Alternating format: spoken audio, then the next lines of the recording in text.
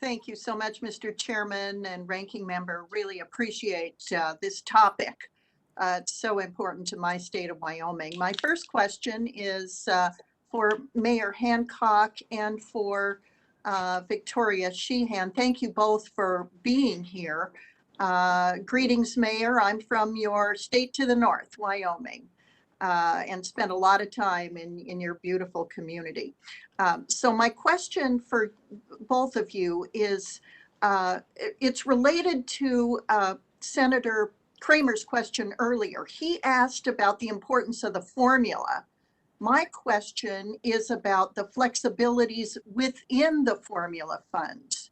How important are the flexibilities in formula funds to ensure the varying needs of states can be met with federal dollars, given how very different the needs are of our states and our communities? Senator Lummis, first of all, you know, as we like to say here between Colorado and Wyoming, there's almost, we forget the boundaries, that we consider you family. So it's an honor to meet you, at least virtually. And I appreciate your question, because I think you get to the heart of the real opportunity before all of us as we try to think about what the future investments around transportation and infrastructure looks like, how we address the looming challenges of climate and equity going forward.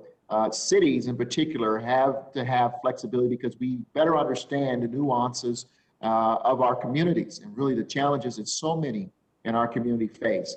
I often say when I talk about transportation and mobility, if you want to know where poverty exists, I would show me where the least number of options around mobility exist, and I'll show you poverty. And that's been true no matter where you are in this country, rural or urban, suburban, doesn't matter. The reality is that we've got to be able to adjust to the flexibilities. And that's why as mayors, we have proposed utilizing some of the tools within the federal government, working with our states and municipalities today, whether they are STBG or the CBG, or even renewal of the energy efficiency block grants, so that we can be much more facilitative and flexible in addressing the challenges that face. So many of our communities have been perennially overlooked and underserved. We get a chance to provide those ladders of opportunity, to bring multimodal options to those communities, to make sure that we're able to create connectivity and to create affordable housing, good schools, access to good health care, in particular transportation corridors, and to lift them, give them an opportunity to be lifted out of poverty. So the flexibility within the formula is critical, and I'm glad you landed on that, and it shows a great deal of insight coming from a Wyoming cowboy, our cowgirl. Thanks, Mayor. And thank you, Ms. Sheehan. On behalf of AASHTO, would you make some remarks on that same subject? Thank you, Senator.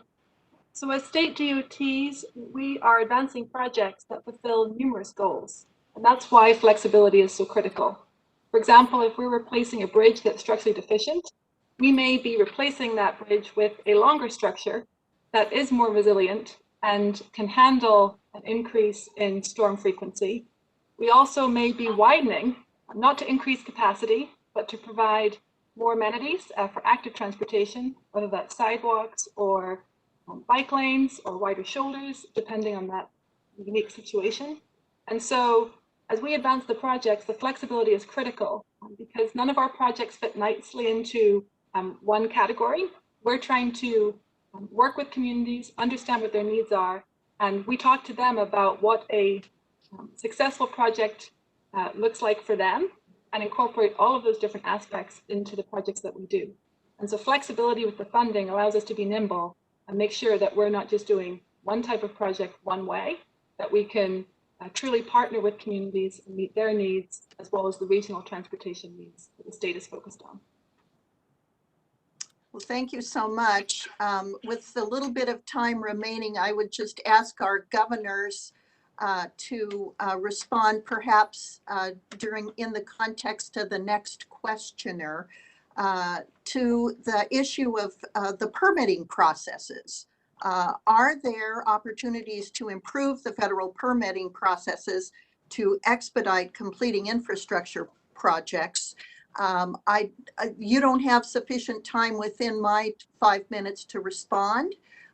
So I will just thank you, Governor Whitmer and Governor Hogan, for participating in this hearing and for your work on behalf of your states. Having come out of state government, I'm deeply appreciative of the work that governors do. And thank you very much, all four of you, for participating in this hearing today. Thank you, Mr. Chairman. I yield back.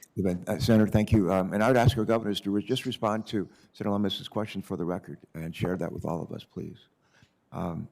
Senator Lummis was state treasurer at one time, right? Mm-hmm. Correct. And I think you came close to running for governor. Maybe did run for governor, didn't you?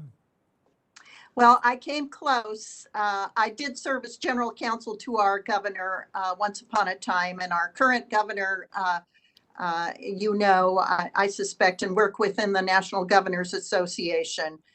Great guy, and I salute governors for their hard work, especially during COVID. This has been extremely challenging for all of you. Thank you for your leadership.